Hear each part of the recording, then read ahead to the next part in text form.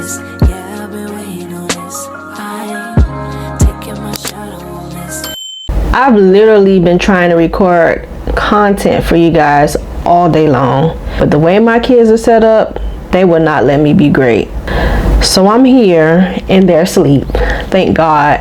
But welcome back to my channel. It's your girl Itsmehleesah. Today's video is actually, we're going to talk about grievance. Yes, grievance. I noticed that in the body or anybody, it's a normal topic. Everybody goes through this in life. There is actually, even in the Bible, there's a time to be born and then there's a time to die. And we as people, sometimes it's hard for us to let things go. The Lord does not want us to hold on and suffer from our loss. So it is also a time to heal. It was hard for me to get over a lot of things, but I think I finally mastered it. I've overcome it. So I'm here to drop 5 ways that you can overcome grievance too. It may not all be in chronological order, but these tips are very helpful and I hope they will help somebody today. So before we go ahead and get into the video, don't forget to like and subscribe and click the notification bell button so that you can be up to date with the latest videos. All right, so let's get into it. So if you don't know, I did lose my mom. I was 18 years old and she committed suicide. She was going through a lot of spiritual warfare attacks on her mind from my tender age of like 12 years old all the way up to me being 18 years old. And she actually didn't know I was pregnant. So it took me by surprise. It was very unexpected, but that's death is unexpected, but we didn't see this coming. At least I didn't see it coming because this is my mom. I didn't expect her to leave me so soon. It was expecting her to be with me in the delivery room to help me and aid me with my child, my first baby. So it was very hard on me and I didn't know how to come to terms with it, grasp it. I felt very lost. I had a lot of fear, overwhelming anxiety, and it was hard for me to deal with it, but I knew I could not sink into depression because I had a baby. I knew I was carrying a child and I did not want my child to have any illnesses going on with him, missing ligaments, anything of that nature. And I did not want to end up in the hospital because me having like some type of anxiety attack or anything. So I tried to keep my composure as much as possible.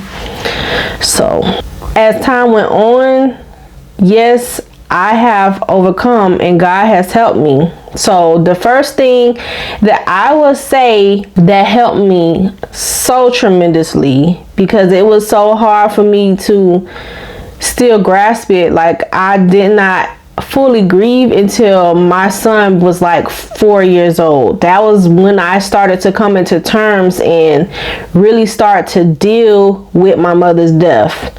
And so as time went on and he was 4 years old, the first thing it was for me was acceptance that she was gone. You have to accept things for what it is and not be in denial about the cause of death of, no matter what the person, how they passed on, they're gone. So it was more so of me just letting her go. That was the accepting. I want to encourage anybody who's listening to this message that you should accept that they have passed on.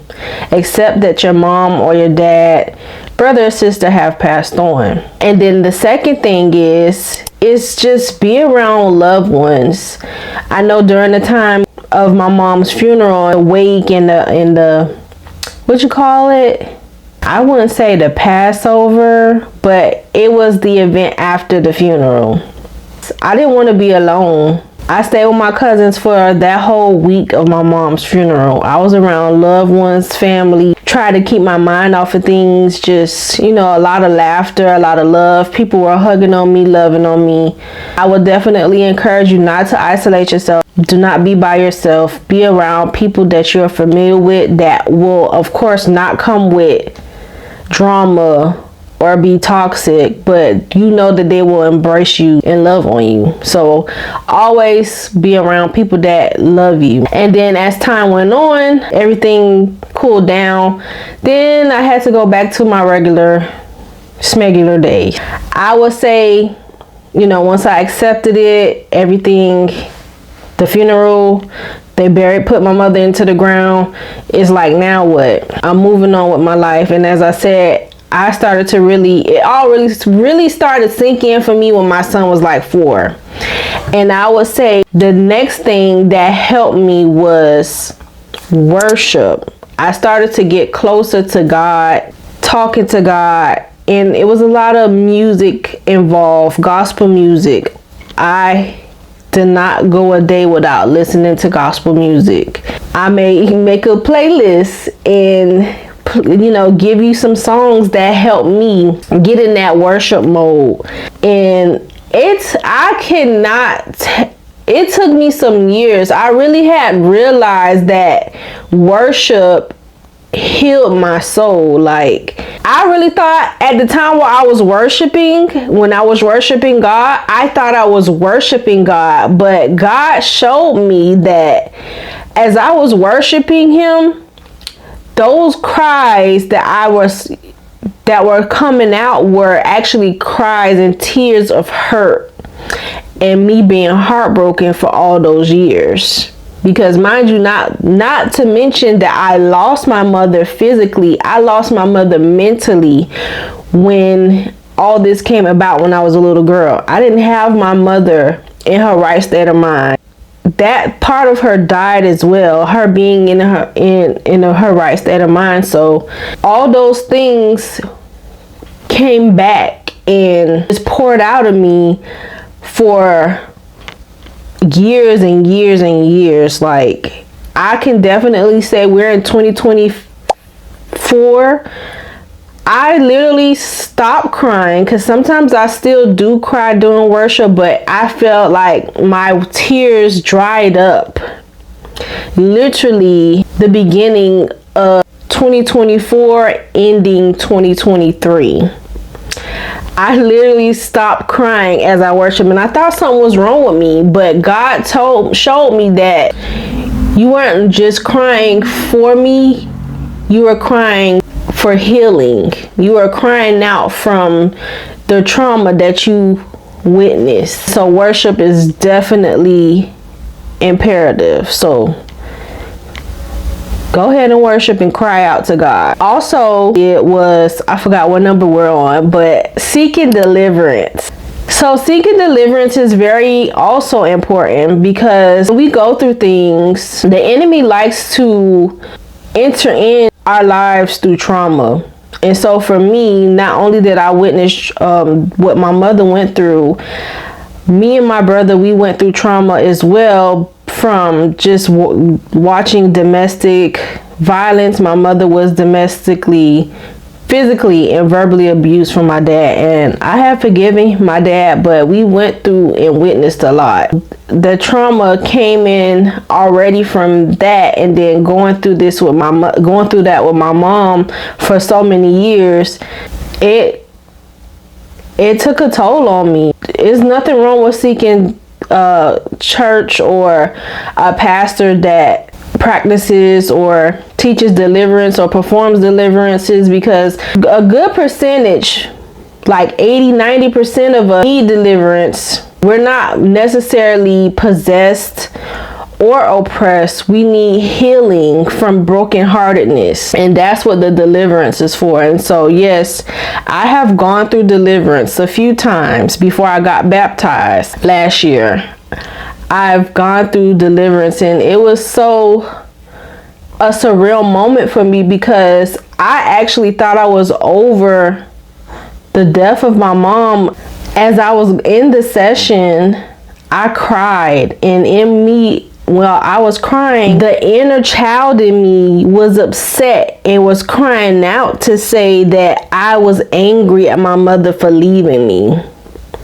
And I was so surprised and shocked to hear that come out of my mouth, because I never really thought like that, because I was thinking like, okay, well, she was not herself, but deep down inside, I was really mad at her for leaving me. So I really encourage anybody that's listening to seek deliverance, and I may tag the ministry down below in the comment section if you do live in the Florida area, or if you would prefer virtual, they do perform virtual sessions as well. They're called the Invicta Ministries. You can check them out on Google them as well, Invicta Ministries, and contact them to see about getting deliverance performed. So yeah, deliverance. The next tip I will also say is forgiveness. Forgiveness is very crucial. It may be forgiveness for yourself. Like, it's so many things that run through your mind. It may not necessarily be for that person. Maybe the person did something to you, but in my case, I had to also forgive myself because I had so much regret when my mother actually did what she did, because around that time I was young. I was still a kid. I was a child. And when I would see her in that state, because it would be certain she would have certain episodes where she couldn't control herself. She was diagnosed bipolar schizophrenia, and she would have episodes where she was pretty much not being able to control herself, and that would make me very frightened. I was scared of her, and I didn't want to be around her because I didn't know what to do, how to handle her. It was just too much for me, and plus, of course, I was pregnant, so I would try to stay away from her as much as possible. And so when she actually died, I had so much regret that I did not spend the time that I needed to spend with her. And even actually the day of her committing the act, she called me early in the morning, which was very unusual. But I asked her, was she okay? And she told me yes, she was looking for my brother. And I was like, okay, you all right? Yeah, I'm all right. And I was like, okay, I love you. And we did not stay on the phone. I literally just talked to her and she told me she was okay. So I didn't think nothing of it. It caught me by surprise. So I would definitely encourage you, if you're in a situation where you have regret and shame, and if you have not forgiven yourself for not spending enough time, putting enough time with that person before they passed on, forgive yourself. Let it go. They're gone. Always, remember the good times you spent with them when you did spend it with them. So forgive yourself. The last one I would like to say is prayer. Pray, pray, pray. Pray without ceasing.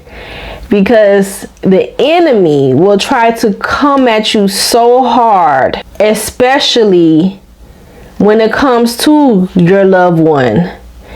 He will try to send you dreams of people that look like your loved one, make you think that it's them. And I'm going to be honest with you. In most cases, when it comes to dreams or actual physical things, because I have been through these things, it has been situations, and I can give you 2 examples. My two oldest children, actually, when it was still fresh and they were little babies. My oldest son, when I was pregnant, when my mom passed away, he's about to be 17 now. So it's been almost 17 years since my mom been gone. But I've always held a picture of my mom when she first passed, and he never met her, but it was a time where he saw her picture. I never said this was my mom. Oh, this is your grandma. He pointed at the picture and was like, he was like almost one. But it was like, oh, grandma, he comes to me and say, oh, I love you. That was the first time. I was like, okay, well, I embraced it. And I was like, okay, yes, this was my mom or whatever. And then the second time, it was my second oldest, and he was 1 and my oldest was 4. And he's playing and talking and moving around and, being a baby. And I just outburst who you're talking to, just saying it ignorantly. And I have a tattoo of my mom's name on me, and then he comes and points at my tattoo, and I thought that was very weird. Like, I don't play with ghosts, and I'm gonna tell you, the enemy will play on your emotions when it comes to your loved ones. Our loved ones who passed on have passed on. They do not stick around. They have passed on into the afterlife, whether it be heaven or the other place, if they have not repented or given their life to Jesus Christ. So don't fall for familiar spirits. That's what they are. They are familiar spirits. So I would definitely encourage you to keep up with a prayer life, and you have to not fall for the enemy's devices, because when you come into agreement with that spirit, because it's not your loved one, when you come into agreement with that spirit, you are coming into agreement with that spirit, and basically it caused you to go into still a grievance, but it's a demonic grievance for you to be grieving longer than you should. Because remember, I said in the Bible, it says in Ecclesiastes, there is a time to heal. You should not be still grieving your loved one for decades on. There's a time and a place for you to grieve, and then there's a time for you to heal. You should not be grieving 20 years later or 10 years later. You have not grieved properly. Don't fall for the familiar spirits. They are not your loved ones. But prayer, yes, you have to stay prayed up. That's all I have for you guys for right now. I hope you enjoyed this video, and let me know what you think in the comment section about the tips that I just dropped for you guys. I pray that you guys heal from your loss, and you have my deepest condolences. Until next time, love you guys. I was created for this. Yeah, I've been waiting on this. I ain't taking my shot.